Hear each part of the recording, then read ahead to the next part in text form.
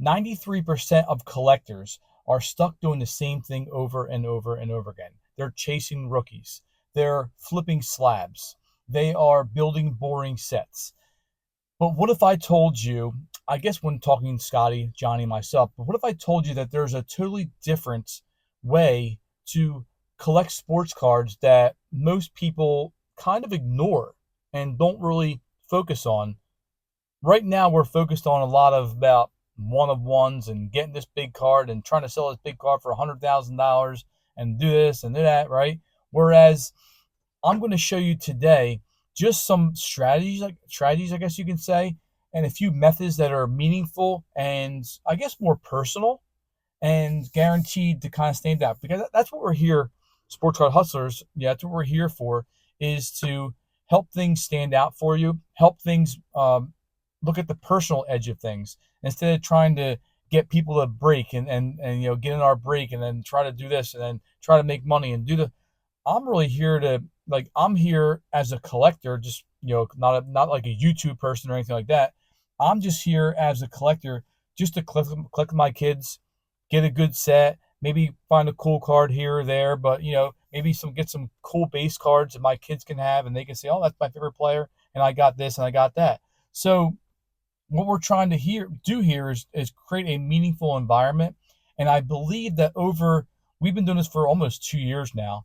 And it's really been kicking off in the last like 6 months, where we've been starting to make these videos and me being in the car and all this kind of crazy stuff, right?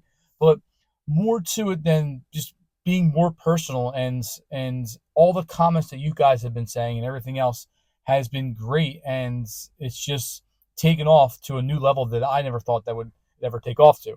So what are some things that we can do to the collecting method to make that unique? And I wrote down 3 things. This is not going to be a really long video, at least I don't think. Sometimes I start getting off to a tangent, right? But really, like, what are some things that we can do to, I guess, put, the passion of collecting over more of the profit? And the first thing I wrote down was to focus on specific moments in time and moments in, the history of baseball or the history of basketball or the history of whatever. And, a lot of these cards, like, I know that the heritage cards, the Topps heritage cards, have these like then and now and things like that. But sometimes these cards are so hard to find, and it's very hard to find these boxes in retail, and they're overpriced in local card shops and things like that. So before we get started, what we're doing for our channel is making a sports card insider club. And what that's going to be, if you haven't heard this already, what that is going to be is, if you want to comment insider, I'll send you a link, and that link will go to a screen and you'll put your email address in. I'm not stealing any email addresses. I'm not, right? I'm just putting email address in there, and every couple of weeks we are going to send out a newsletter and tell you where the best breaks are going to be. Where are the retail boxes? Where are they restocking? When are the release dates for like the NHL Upper Deck Series 2, for example, release dating March.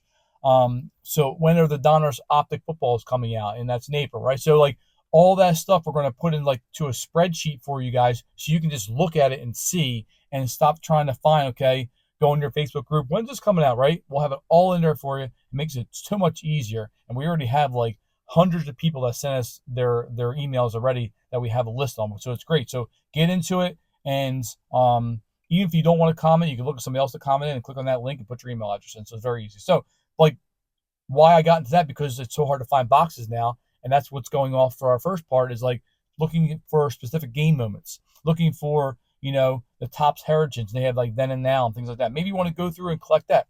My son's really big on collecting old NHL cards now, like old, just like standard, like Gretzky, Lemieux, Yager, Lindros, Hull, Bure. He's looking at all these cards and trying to collect just like his favorite players from that certain age in the late 80s and early 90s. And he's been playing on the Nintendo or the Super Nintendo and the regular Nintendo and the Genesis, like NHL 93, NHL 94.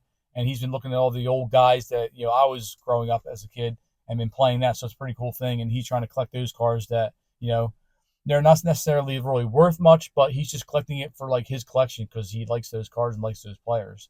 So it's a pretty cool thing. But focusing on specific game moments, we're going to get into the players, right?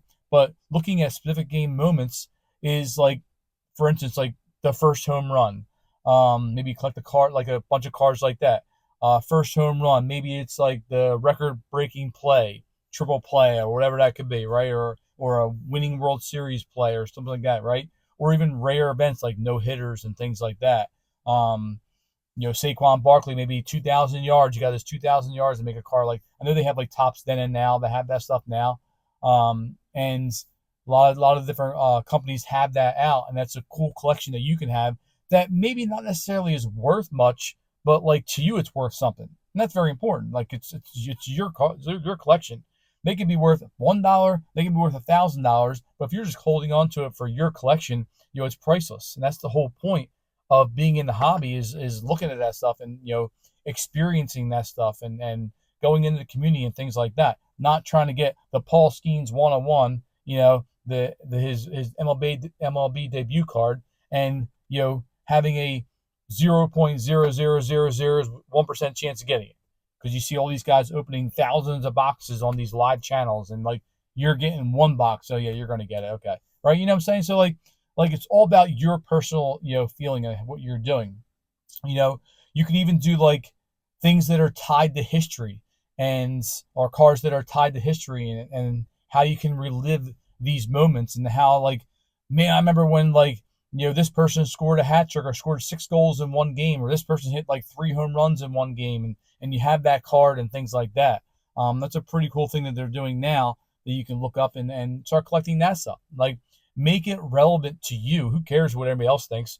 Make it relevant to you, and it's very important.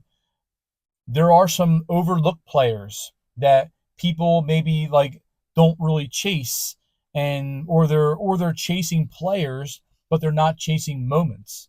And you might have players on that moment, but they're not really chasing that player, but you're just going up after that like particular moment that you remember, or was a very important moment to you, or things like that, and they have cards in them now, and that's a pretty cool thing, how you can start collecting cards that may mean something to you, instead of like the other 93% of the people, like I said in the beginning of the video, that are not doing this now, right? So that's a pretty cool thing, and you might be able to find some pretty cool deals, pretty low deals with that as well. Another part that I put in there was niche player collections. Niche is like your own specific environment, and like we talk about that in our science class a lot, with niche environments and things like that, right? The niche player, right?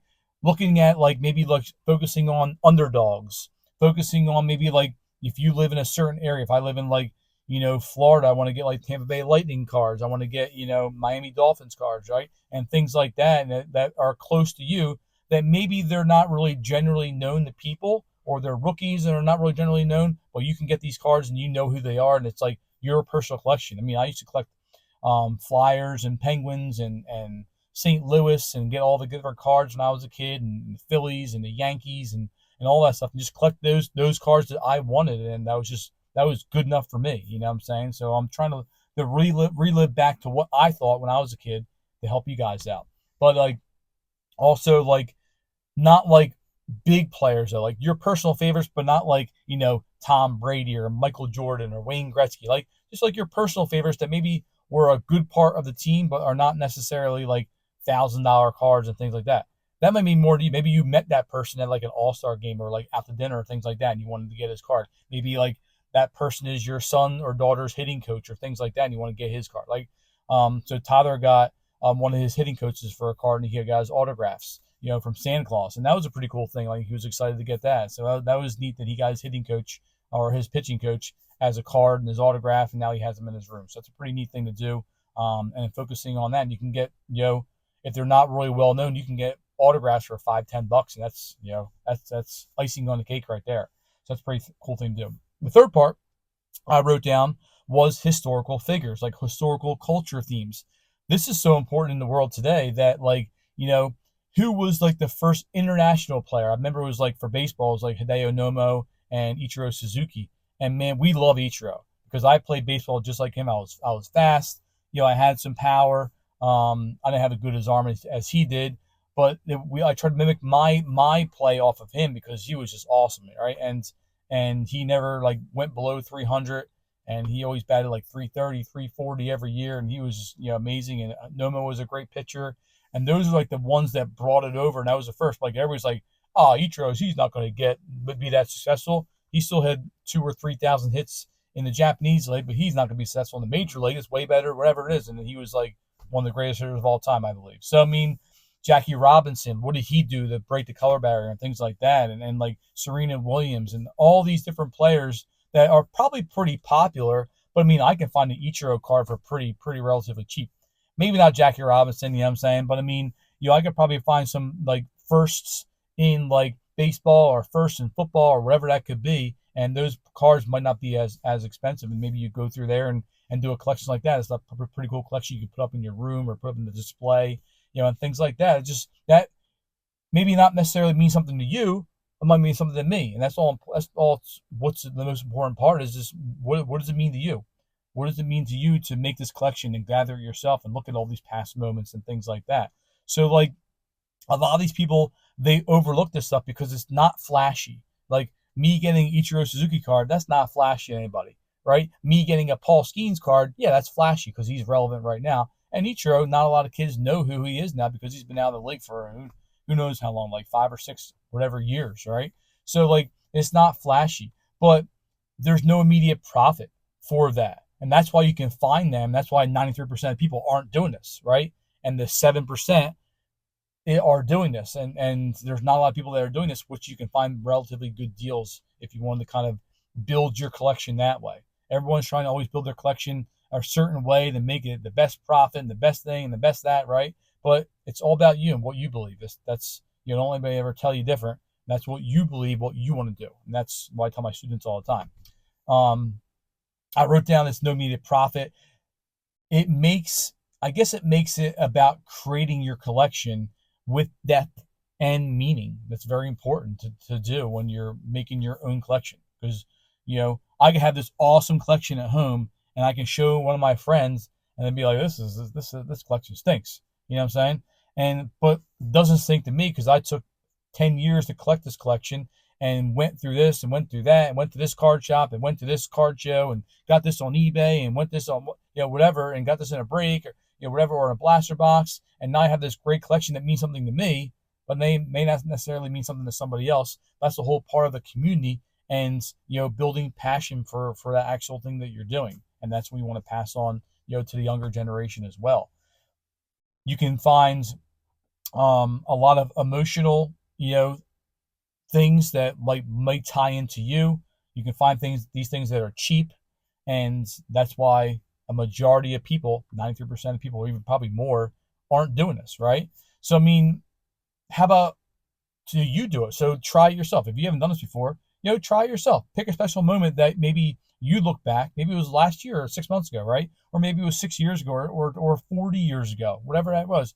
Pick a special moment and try to search and see if they have a card of that moment, right? And that's like some things you can always put in your desk and be like, man, I remember that. I was at that game. I was at the Daytona 500 when Dale Earnhardt won, and I have a card of that. And that, things like that you always remember the rest of your life. And that's the most important part.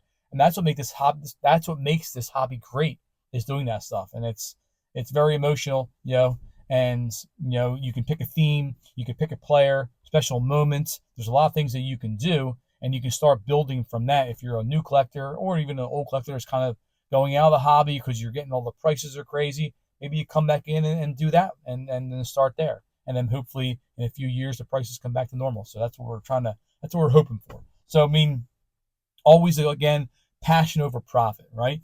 What do you want to do? Your passion could be somebody else's different, not passion. And that's not a big deal because your passion is you, and that's what you want to collect on. So that's the main thing that I wanted to make this video and show you guys where there's some other avenues of sources of, not just trying to go after that top name, but also going after what you want. And that's the most important thing in the entire world, is what you want. So, but other than that, again, join that Insider Club, Comment Insider. We'll send you that link. You can sign up and then look in your email for, release dates, all different things like that. And that's a cool thing to do. It's all be together. It's easy for you, access for you guys, and there's no funds for you to do or anything like that. not stealing email addresses, nothing like that. It's easy. You can check your email, and that's all we're doing, trying to help you guys out. That's what we're here for. So, but again, if you do this already, let me know what you do in the comments. That's what we're here for. I want to talk to you guys and see what's going on and what you guys do. Give me some ideas, because I don't have all the ideas in the world, not nearly any close to any most of the ideas in the world. So I'm always free and open to what you guys think, and always let us know in the comments, and we'll get back to you. And other than that, we appreciate you guys watching. We'll talk to you guys later. Peace.